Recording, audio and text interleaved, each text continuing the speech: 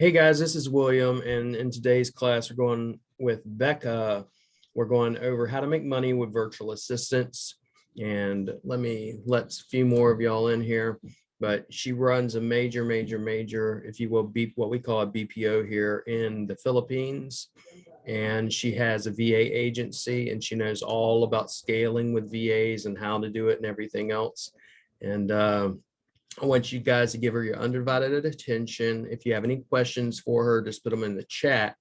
As always, if I lose electric, I will be back and we'll let everybody back into the room and everything. Just know that while we will be back. We're in the Philippines. It happens once in a while. But all right, Becca, you are good to go. We are recording. Awesome. Thanks, William. Hey, Thank you. everyone. Yeah. I love how you pre-frame that as well, William. You know, like the electricity might go out, it just is what it is. And that's just, one of the things you need to consider when you are hiring remotely as well, that's the thing. And we get all types of clients. Hey Patrick, we get all types of clients as well come through our company, and a lot of it comes to setting your expectations and having realistic expectations as well when you are hiring remotely. Sometimes we have people come through, and William, I think you've spoken into this, and they think that VAs or virtual professionals are these amazing, magical, unicorn farting magicians that can do everything under the sun. There are some jacks of all trades, but you also have some specialists as well. And I guess the whole reason we are looking to outsource and bring some people on board is because in the big picture, we're optimizing energy, right? We get to a point where there's only so much that we can handle as a solopreneur. Actually, can you guys just let me know in the comments if you have a team or if you're solo? Just drop a comment in there whether you're solo, if you have a team, how many people do you have in your team at the moment? Awesome. Not yet, but a team, 17. Awesome. Solo, VA, sweet. Okay. Yeah, so a bit of a mix here. Awesome. So I might just give you guys, I'll jump in and I'll give you a bit of a background. I know William's kind of briefed on it, but I'll let you guys in on how I kind of started as well with the VA company. Funnily enough, I started off in the digital marketing space. So I was doing the whole SEO, ranking websites. I was in the lead gen sort of rank to rent model as well. And that's what kind of led me into what I'm doing now. So I fell into it by accident. I was doing all this stuff myself. It actually started with the backlinking, which I think you can all agree is probably your nemesis if you're still doing the backlinks. It's one of those pain in the ass, tedious, time-consuming, repetitive things, which are very easily outsourceable as well. So I started off by basically getting frustrated with spending hours and hours on these backlinks. So I taught myself how to do it. I did some courses, etc. And I was like, okay, cool. Once I had it down packed, I was like, now it's time to delegate and outsource, so that I could focus on the other bits and pieces. So I started to do that, and then a few buddies that started the digital marketing stuff around the same time as me started to say, they noticed I was like getting more clients. I was doing like 3 times the amount of work that then they were, and they kind of just asked Becca, like, what are you doing? And I was like, oh, well, I've hired these VAs, etc. At the start, I thought I'm not big enough to hire VAs yet, or I don't quite have the cash flow yet. I thought I wasn't in the right position to start.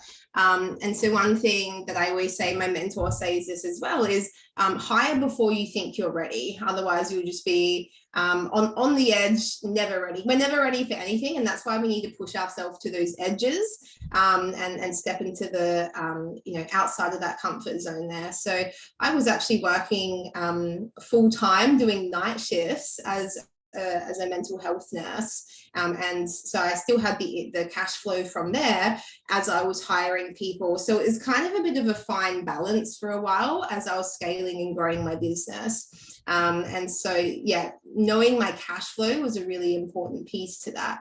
So getting back to the story, I was hiring VAs. My buddies were like, Becca, what's up? Like, what are you doing basically? What's the secret sauce? I was like, yeah, I'm hiring VAs. I've just gone through the entire recruit. I have a thing where if I do something, I tend to master a system very quickly. I can look at it from an eagle view, and I've got a bit of, it's a bit of my unfair advantage.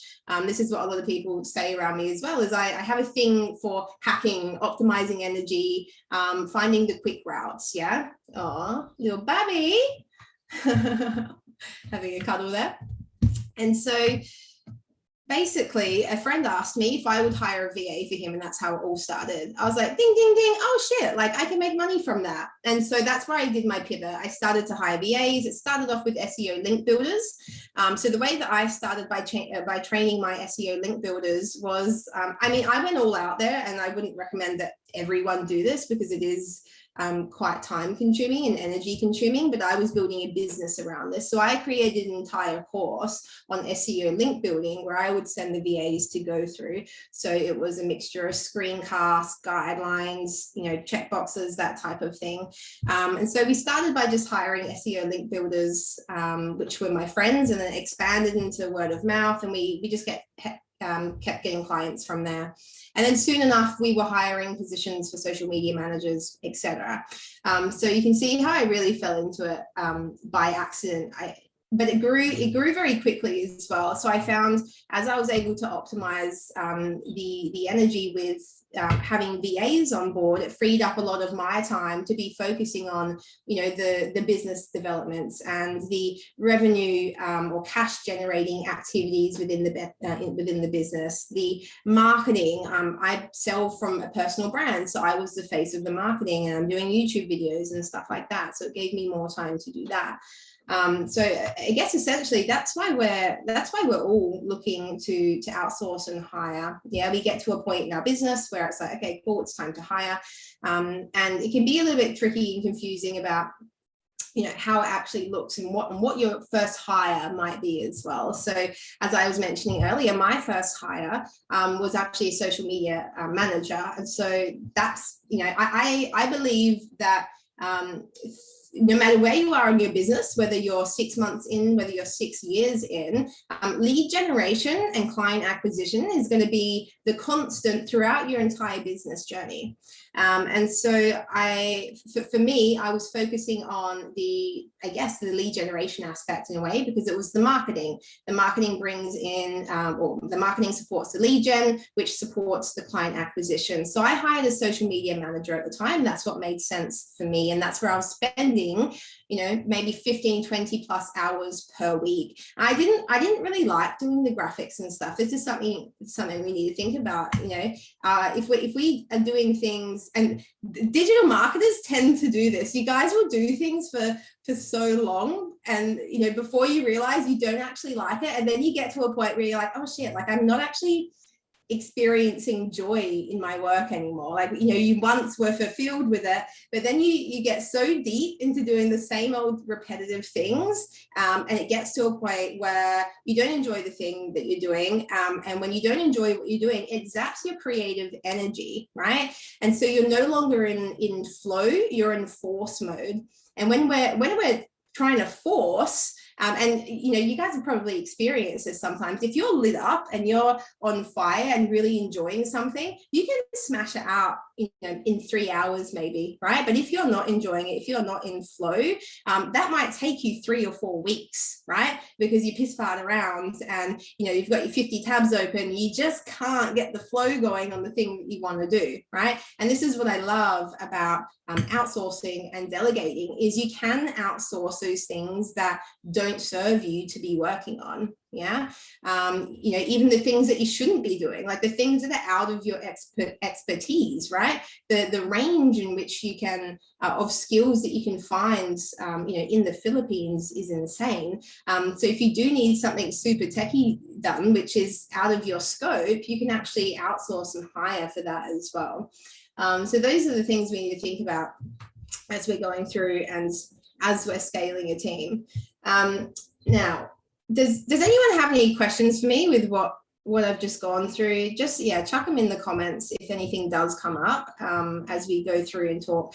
And if there's anything in particular as well that you want to know about VAs, scaling and team building, my hope for you, like, I guess, like, I'm going to be speaking, you know, for an hour over the next 6 weeks, which isn't a lot of time, but what I would like to show you over these next six weeks is how I've essentially hacked SOPs, hacked SOPs and my backend as well. I managed to scale to 50K months within the first year, and that was through a lot of VAs and team building. There's no way in hell I could have reached that by myself.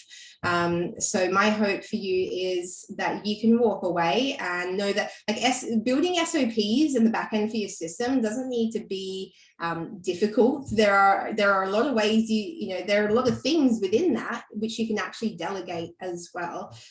You're essentially creating the backbone to your business. So Bambi said, for me, it's a fear of finding someone new you have to trust, and they have more knowledge and know-how than you.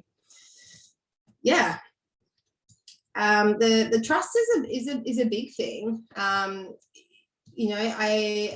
guess it goes hand in hand with letting go of the control piece as well. I feel like that's really big when it comes to outsourcing, is actually relinquishing control of the thing that you do really friggin' well. And what if I give it to this person and they totally screw it up, right? That's a huge possibility, but you can ameliorate that from happening. You can reduce the risk of that happening by setting yourself up for success through like awesome onboarding and having like a good back end set up. Yeah. So your systems, your processes, your SOPs.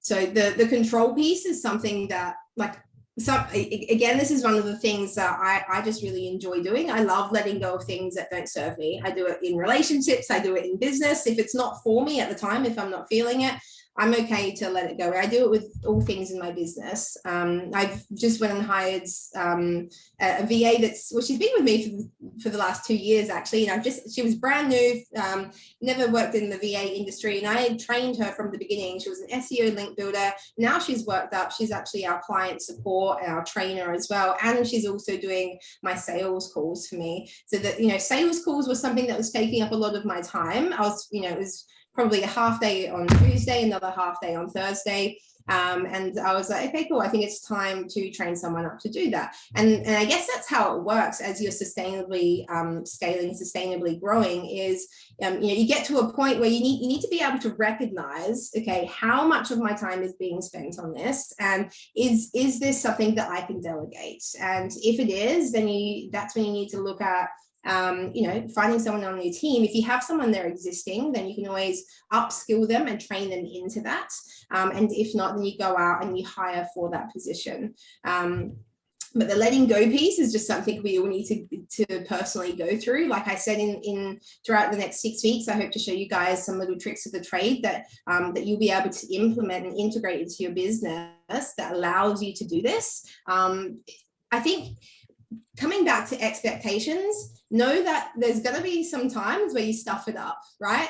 And know that your staff aren't going to get it right all the time. Yeah. A lot of being a leader comes down to having empathy and compassion and understanding as well, that this person is just coming on to, a brand new environment, a brand new culture. And so something that we always do when we're hiring new virtual professionals and matching them up with our clients is you really need to touch base with those expectations and have an adjustment period, because you've got the irons to wrinkle out. You've got this person who comes from a completely different country, culture, background, experiences, you as well, you're meshing together. And so naturally you just need to understand each other's flow, how each other works. And so that adjustment period is really important to show extra understanding and compassion.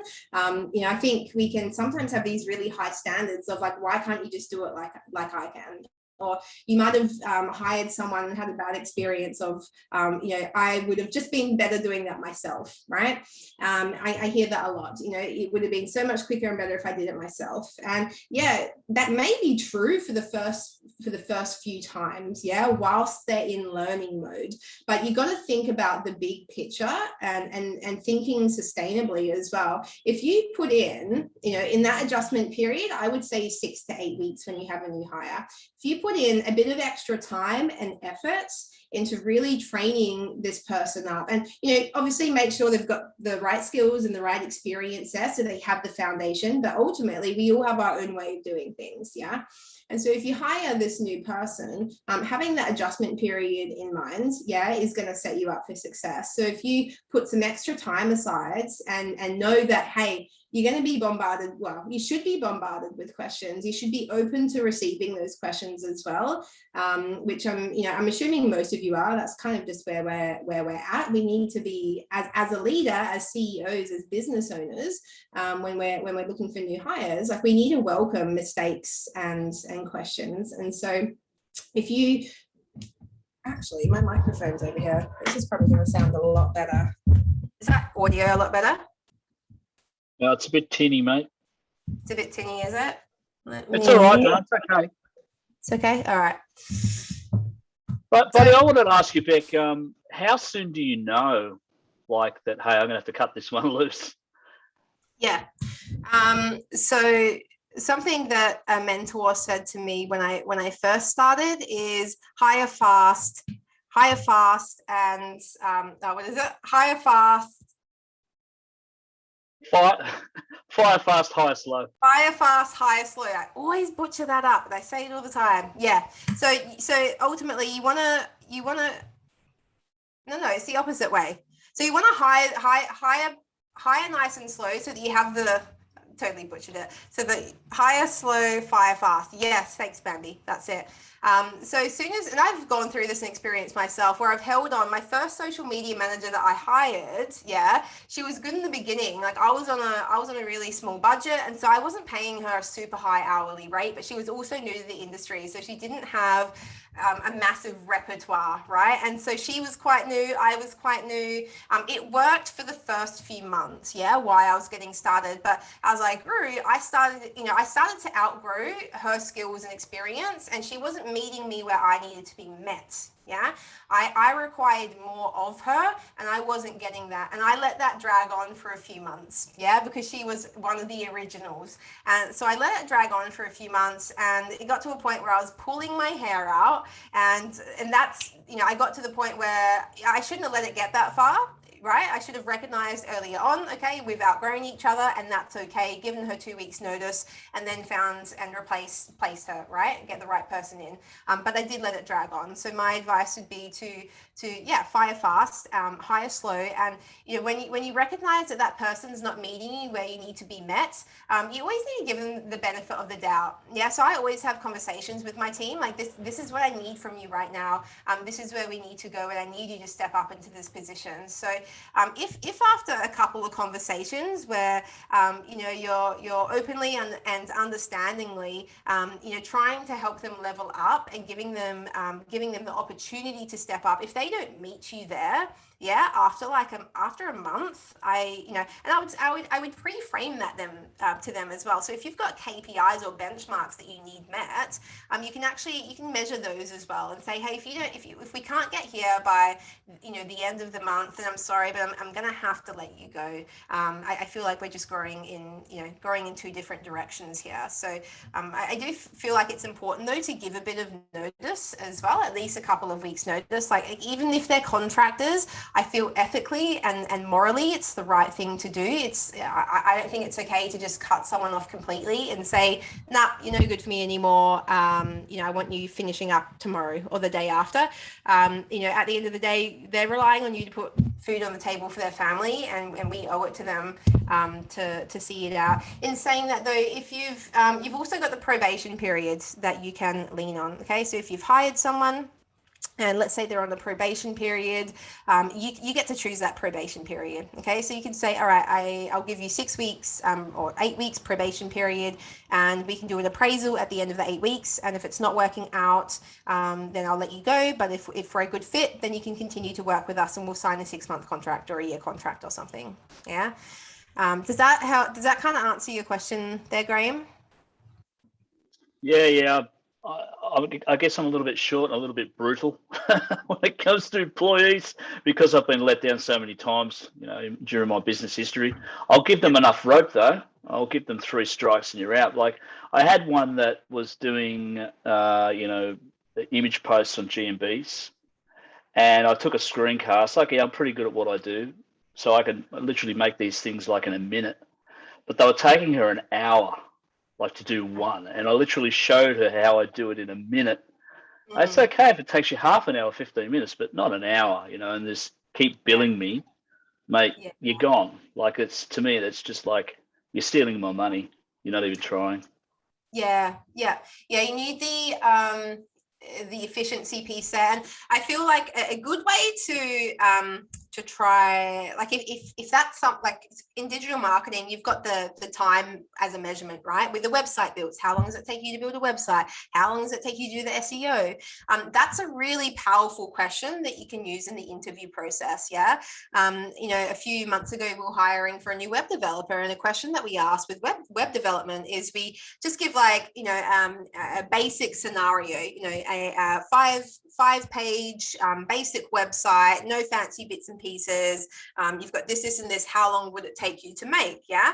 And the range of answers that you get is insane. One person's telling me 7 days. The next person's telling me 7 hours. Do you know what I mean? Another person might say 3 hours. So using a measurements interview question, especially in the digital marketing space, I think it's really it's going to save a lot of hassle for you guys, and it helps you really choose the right contractor or the right staff member for you as well, because you can get a picture of the speed in which they work as well. Just note that I guess if you do have someone that's working a little bit faster, and if the quality of work is also there, the chances are they're not going to be, the cheap hourly rate. Yeah. So you've got fast, cheap, and then quality. These 3 things. Yeah. Fast, cheap, quality. And you get to pick 2. Okay. So you can have fast and cheap, cheap and quality, or quality and fast. Yeah. And what's going to change throughout those 3 different things is the hourly rate in which you pay someone. Yeah. But ultimately, if you want that really high quality, and you want somebody to be working fast, finding them at a cheap hourly rate, even if they might offer you a cheap hourly rate, I can tell you now it's not going to be sustainable, because they want to be recognized for the work that they're doing. I think that's a really important piece when it comes to building and scaling up your business through a team as well. We don't have a high turnover of staff. We handle about 60 odd virtual professionals within our company. We've got about 80 odd clients globally as well. And one of the ways, they say one of the best ways for client retention is to build relationships with your clients, right? And the same goes for building, keeping your staff around. Yeah. If you want to keep your staff around and keep them productive, keep them motivated, keep them happy, then the best way to do that is to just make sure they feel valued. Yeah. And the way that you make sure that they feel valued is by, ensuring that they feel seen, that they feel heard. Yeah. So I'm not like a big massive boss in my business. Like I've always been a preacher of equality as well. So yes, I can be stern when I need to be, and yes, I'll pull people aside and have words where I need to. But for the most part, I really come from a place of equality, and showing that empathy and compassion towards my team as well. And through doing that, there's my right wingman, who's been with me for the last couple of years. So he works full time for me, and he's really he's been the backbone to my business and really helped us build up over these last couple of years. He's been offered and headhunted off of my LinkedIn profile, actually. So because of my apparently amazing social media marketing, I actually have people come in on LinkedIn, read my content, go and headhunt my wingman and offer him a job with them. That's happened twice now. And they offered him almost a third more than what I was paying him per hour. Right. But because of the amazing, beautiful, wholesome relationship that I have with him, the rapport that we have together, and how seen and heard he feels by me, he doesn't go anywhere. Right. He's like, Becca, like TSU is family. You're my family. I know that as we grow, we're going to get there. And he trusts in the process. He trusts in me. Whereas if I was an asshole boss who didn't hear him out, who didn't see him for who he is, I wouldn't have him. Like, he would have definitely taken that opportunity, right? Like, because money's a really big driving factor for people. Well, you can't buy loyalty, can you, Beck? I mean, at the end of the day, you're just buying hollow promises, aren't you? That's it. And, it takes time to build up that trust. But I think just by being an open person and by being kind and those other things I mentioned, like, being understanding in that adjustment period as well, that helps a lot with them feeling understood as well and building up that rapport with one another. And like, you don't want high turnover of staff. It's fucking expensive and it's annoying, right? If you've got high turnover of staff, that you're going to be pulling your hair out. And so I would say this is probably one of the most important things, is really putting an effort into like building the company culture as well. Just reading through some of these questions here. What have we got? Freudland says, how much time is being consumed by your VA to build 50 plus citations? Good question. Depends on, it's been a while. I've lifted my thumb off the pulse with our backlinkers and the citations, but it's a bit hard to say.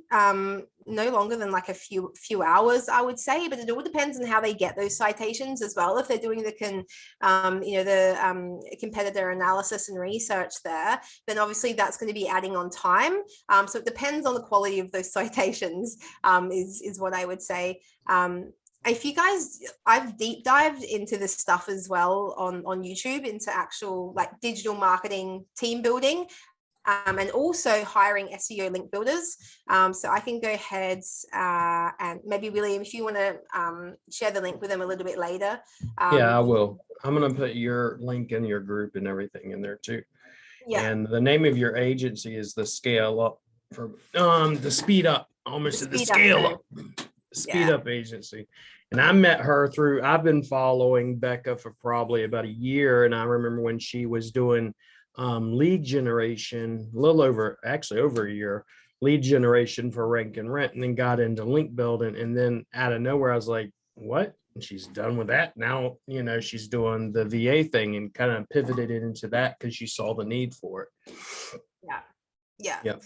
Yeah, it's you just listen, and that comes down to listening to the whispers and listening to those around you. And that's how a lot of people niche down, is by seeing what people actually want versus what you may be in. Maybe you're in as they call it, bloodied up water, and you got to niche down, but just listening to your people. So yeah, for sure.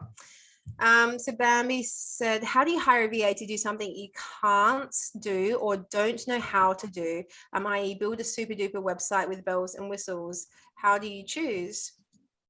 You can't do or don't know how to do. So you hear a bit of conflicting opinions on this. Like, some people say you should absolutely nail your process and know exactly what you're doing before you outsource it to a virtual professional. And that can be true on some parts of your business. I would say on the deliverables part of your business. Like for you guys, the deliverables is the SEO stuff, right? The link building. And so yes, maybe that would be good, because then you would be able to train them up as well and be there as a guide, especially throughout that adjustment period. Here's another example though of why I don't think that's entirely true. I hired a accountant bookkeeper within probably the first 6 weeks of building my business, because we're really invoice heavy, billing heavy, right? And I don't really know a whole lot about accounting, but what I did was I hired someone who is a higher hourly rate. Yeah. She's got a higher skill set. And she was also willing to learn with me and also help me understand as well. So I needed someone who was understanding. So with that, I've learned shitloads about cash flow accounting, billing, bookkeeping, all of that by hiring her. But I was in no way a genius at any of it, right? And still a lot of the time now, like she would tell me something, I'm like, yep, cool, no worries, just sort it out. I didn't know it from a bar of soap, but I trust that she does, because I made sure that throughout my recruitment process, you look at their skills and their experience and how many years they've been in the industry. So she's been doing this stuff for 10 plus years. Yeah. I'm not going to go out and study accounting and bookkeeping for 10 years just so that I can train a VA to be able to do it for me. Yeah. A lot of it comes down to, again, is relinquishing control. Yeah. Understand, like, things are going to fuck up. It's going to happen. It's not going to be perfect. And that's okay as well. Yeah, that's okay. That's how you learn. That's how you grow. And so I would say a lot of it comes down to a mindset shift as well. And this is something I wanted to speak into when it comes to scaling and growing business, right? Like, we're all here, like, we want to increase the profits. We want to be getting, 100K a month, 200K a month, whatever it is. I think what we really need to do as a collective is touch in and be like, do I actually want to hold the energy and the space that it takes to make that amount of money? Yeah. Because you'll find there's people that, they might scale up. My mentor was one, he scaled up really quick. It was, $500,000 a month. And, but he didn't enjoy it. He no longer enjoyed it because it consumed so much of his time. And so especially the digital marketing world, it can be really convoluted with six-figure entrepreneur, 7 figures. It's really important for us to actually touch in with what feels good in terms of how much do I actually want to make. Yeah. And you can do that by looking at your, finances, your living expenses, all of that, and what actually feels good for you to be able to make. And then once you've got that number, you can work with that and then scale effectively. Yeah. Or scale sustainably as well.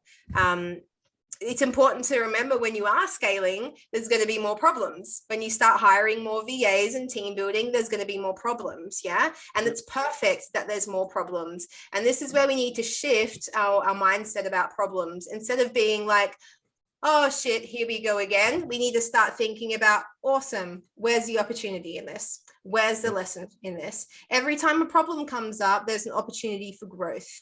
Yeah. So I found that piece just there has been really integral to my growth. And that's what's helped me keep my calm with my business. Don't get me wrong. Like, I've lost my shit sometimes. There's one web developer who, we don't say his name. I'm like, you can call him Voldemort. I don't want his name dropped here because he really pushed me to the edge and let me down so many times. And so that does happen. But that's where we need to set our boundaries. Yeah. Just having a look at these comments, guys.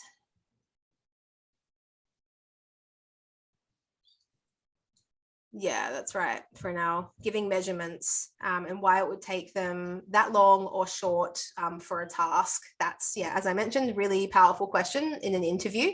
And by the way, guys, I'm gonna, like, throughout the 6 weeks, I'll jump in and I'll go through some of the recruitment stuff and how that looks, where you can find them.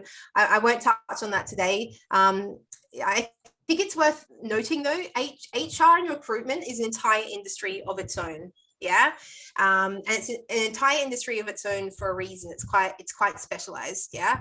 And so there's a couple of different ways that you can go about hiring and finding team members. And the first option is like obviously with my company. So a company like mine who does the hiring, the combing through the applicants, the candidate selection, and then handling the HR thereafter. So the upskilling, billing, all of that stuff.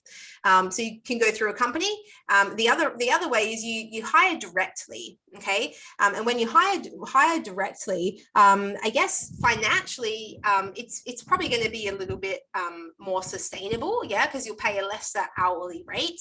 But just know that when you do hire directly as well, you add HR and recruitment to your to-do list as well, which for some of you might have the capacity for that, and that's awesome, right? But if you do have the cash flow and you want to get into scale mode, this is where we get to outsource into other people's genius zones. Yeah, we don't want to. The whole point of doing this is so that we can optimize energy. So that's just something to keep in mind as well when you're thinking, what way do I want to go about this? And jokingly, but not jokingly, if you want to do it yourself, just make sure to go to the grocery store and buy some Tylenol and some really strong ibuprofen, because you're going to need it. It ain't easy. Everybody wants to act like they can do it. And I've had people say they could do it. I say, I'll see you in about, a week or so. So yeah. It's not easy. Yeah. I mean, that's why one of my second hires was my HR recruitment and ops guy. Yeah. Who's, like I mentioned, he's still with me now. Because I realized I quite enjoyed the process of going through and optimizing it. I kind of geek out on a bit of that stuff, like the back end and the organization and stuff like that, putting shit together. But once I had that down packed, I kind of like forced energy with him, and it was everything that I had learned and understood and put together with his 15 plus years of experience in HR and recruitment. We came and banded heads and had a mastermind session together where we actually put together our full HR and recruitment SOPs. Yeah, we got a process down packed, and it wasn't just like one day we had a meeting, we had everything down packed. No, that's not how it works. It was we had a bit of a framework to go by, and then as we started to find more clients, onboard new clients, hire more staff, that's where we were able to do those optimizations and those tweaks there. So it was a gradual process.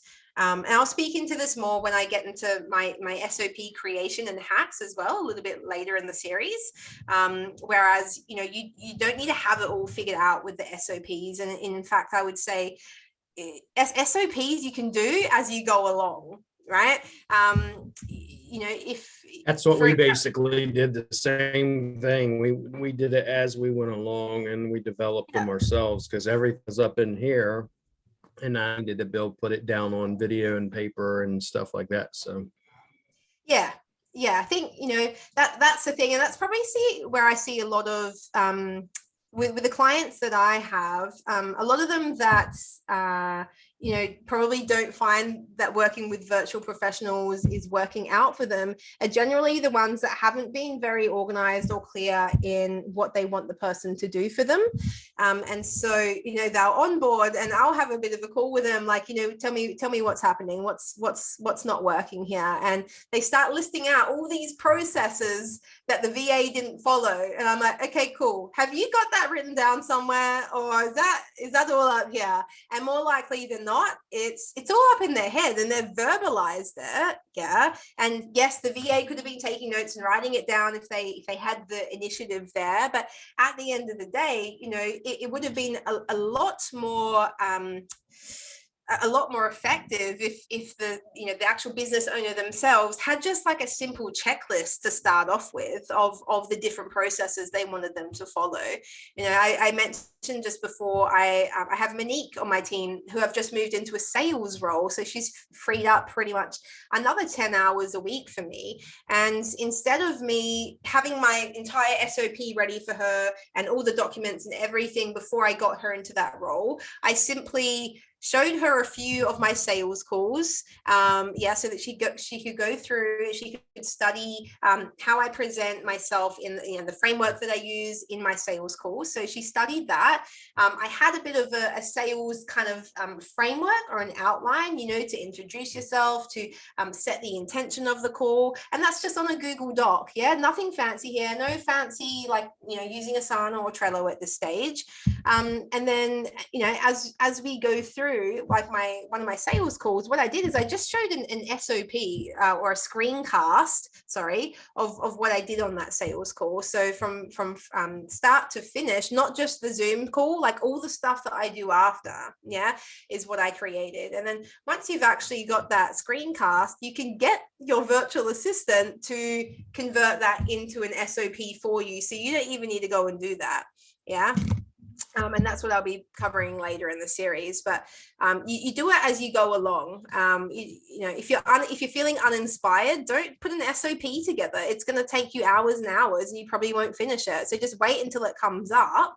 Wait until the process comes up. You do a screencast. Boom! You've just done the thing that you need to do, and you've turned it into the start of an SOP by creating that educational screencast as well. Yeah.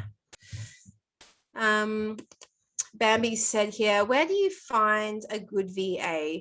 There's a few different places that you can find VAs. We use onlinejobs.ph a lot. That's a monthly subscription. Okay, so you can use onlinejobs.ph, social media as well. So there's a lot of hundreds and hundreds of Facebook groups where there's virtual assistants hanging out. And so that's a good way to recruit as well. And the third way I like to recruit is through word of mouth and referrals. Yeah. So by having conversations with people, by telling people what you're up to in your business, that can go a very long way. So they might have someone to refer you to. Like, I worked with this awesome person. Here you go. Here's their contact details if you want. So just by talking about it within your network, you'll find, even doing a post on Facebook, if you can go by referrals, you can go by, and you trust that person, that person, you can go by their word as well. So that can be a really powerful way to find, to get to those goodies, that top 1% there. I think it's worth noting as well, like with the recruitment. I know William's touched on this as well. He's speaking about the attributes that you look for in virtual professionals. Something that we really prioritize in our recruitment. We've got quite a holistic process when it comes to our recruitment. And so, yes, skills and experience is important. Yeah, you definitely need to look at those things. But what I think trumps the skills and experience, and something that you should prioritize first, is one, their attitude. That's massive, because you can't change a shitty attitude. And two, make sure that they're coachable. Yeah, because if you go and you hire someone who thinks they know it all, it's a bit of a recipe for disaster, because you can't go very far with that. So that's how I would be going about the recruitment when it comes to actually looking for the right person as well. And there's certain things that you can ask. There's certain processes to follow as well, that you can do to wean those people out, or filter those people out that aren't for you, so that you can get to those people that are really going to be a good value match for your company. Like I said, the skills and experience is important, but the most important thing is you actually want to like this person. Yeah, if they're coachable, if they've got a killer attitude, chances are you're going to get along with them. And you want to get along with them, because in 3 months' time, when the skills and experience just isn't cutting it, and they might not be fitting in well with the rest of your team, it's expensive when you have high turnover. So you do want to actually make sure that you like the person and that you get along with them as well. Yeah. Something that we look at in our recruitment is we work with shitloads of digital marketers, but also a lot of coaches and consultants. And here's an example. If we've got a coach who works in the health space, they're a health coach, we're not going to go and get them a lineup of virtual professionals who eat Maccas 3 times a day. It's going to be a misalignment of values, and it's probably not going to be a long-lasting relationship. Hold on, you said what? Maccas? What the fuck is Maccas? McDonald's, mate. Okay, McDonald's. I figure that's what you're saying. Now I got a new word. Since Graham won't teach me any of this Australian shit, and Jeff uses it too, but it's like Maccas. Maccas. Yeah. I told my wife next time once I go to do a cheat, I want some Maccas, baby. Give me some Maccas. I Dude, love that. even the signs saying Macca's over here. Yeah. Right? They're literally saying Macca's. Wow, that's crazy. Yeah, it's a thing. So I guess another example to that value matching is, there's some pretty out there coaches and consultants, and we're working with this one coach who's in, I guess, the sexual energy, feminine energy space, right? And she had this launch that was coming up, and the launch of her mastermind was orgasm your way to 7 figures. So it's pretty out there. It's pretty out there for a lot of people, and like how reserved like some of the fellows can be as well. And she was working with one of our VAs who, she goes to church every Sunday, and she's like a little bit conservative, and at that point, as she was trying to do the thing, because the Filipinos, they still want to please, right? They still want to please and say yes to you and do the thing. But we had to actually reevaluate that and say, her heart wasn't in it to help her with this launch of the orgasm your way to 7 figures, right? So so we had to look at a replacement there. But that's what I mean about value matching. That's a pretty extreme example, but you need to be looking at those core values as well. William, would you like to go to that workshop? You're on mute if you're saying something. I can't hear you. Would I like to go to that workshop? No, my wife, can't do that. Get your wife along. Get your wife she's along. You already know, Becca already knows she's a very jealous woman, and she deals with Asians too, so Becca knows exactly how they can be. That's it. Cool beans. So what's Jeff's here said, lots of amazing talent in the Philippines, but you need to put the time to sort them out.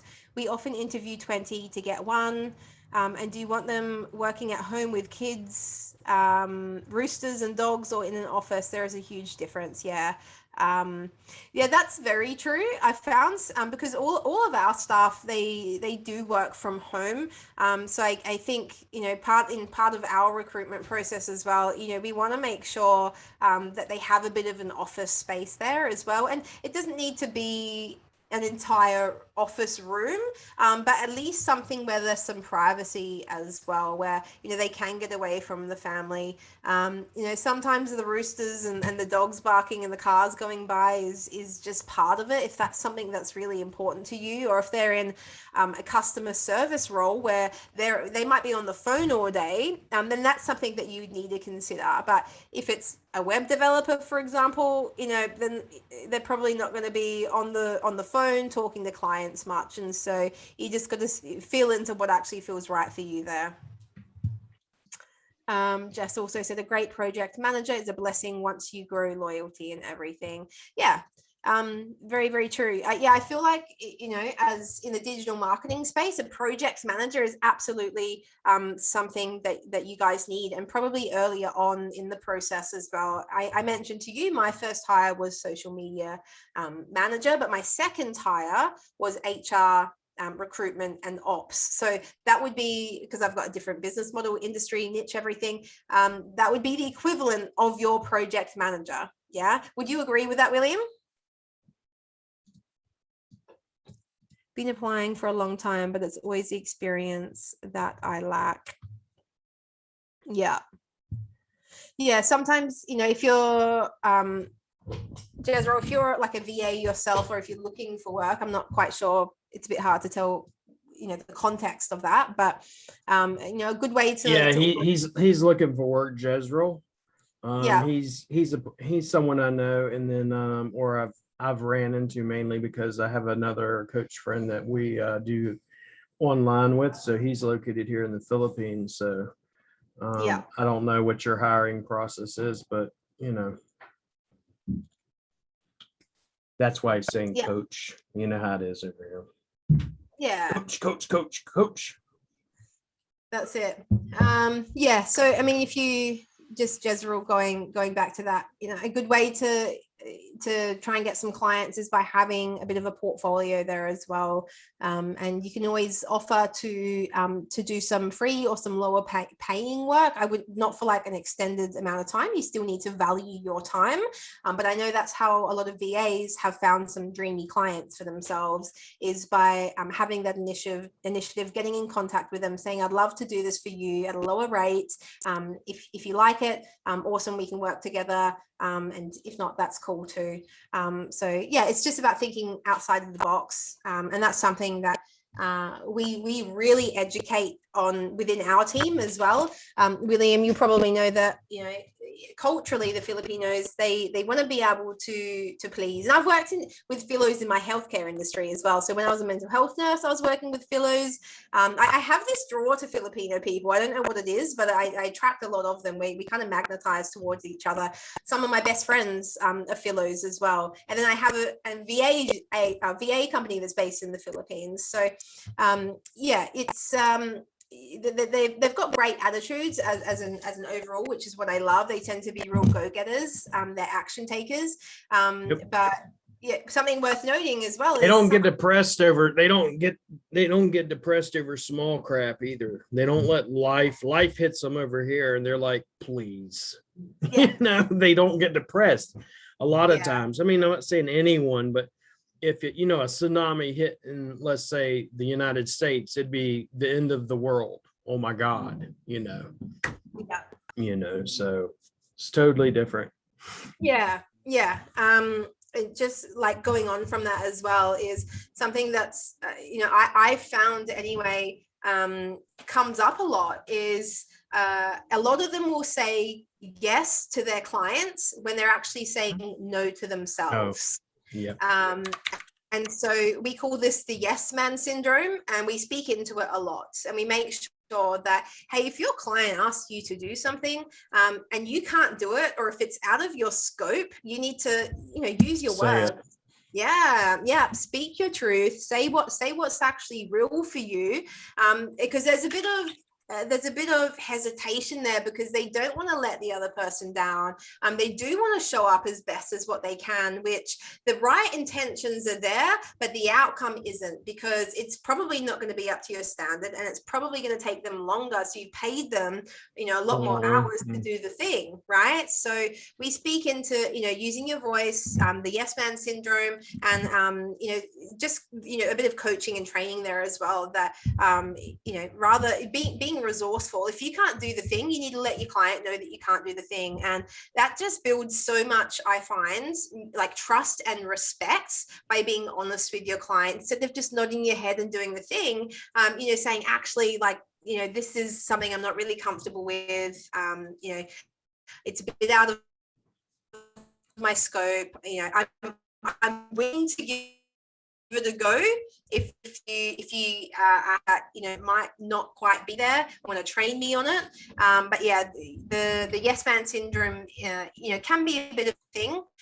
So yeah, it's just, and for you guys as well here who are looking to scale and build your team up, that's something that you can always be taught about. Well, I mentioned this early on when we started as well, is being open to mistakes, like welcoming mistakes, welcoming lots of questions as well. Greg, I'm based in Adelaide, South Australia, but I'm actually going to be moving to the Gold Coast in Queensland shortly, which is pretty exciting for me. So yeah, it's I think we're almost at an hour there though, William, so we can probably wrap things up here. Good. And anything else you want to add in, go for it. Yeah, if y'all have any more questions, what we'll do is I will, on Friday, what's going to happen is my main project manager will be Fernell, And I know throughout this, we have Becca and some of her team are actually going to be on here as well. I'll put in the back end Becca's direct contact information, her, company's contact information, everything. So let's see what else we got here. Jezreel, yeah, just drop me a message on, via Coach Kirk. And if you want to get a hold of me that way, that'd be fine. Okay. All right, guys, I will see you again, tomorrow if you're GME Pro, and then on Friday for VAs. All right. I appreciate it, Becca. Thank you again so much. Yeah, you're welcome, William. Cheers, guys. See ya. Cheers. Bye.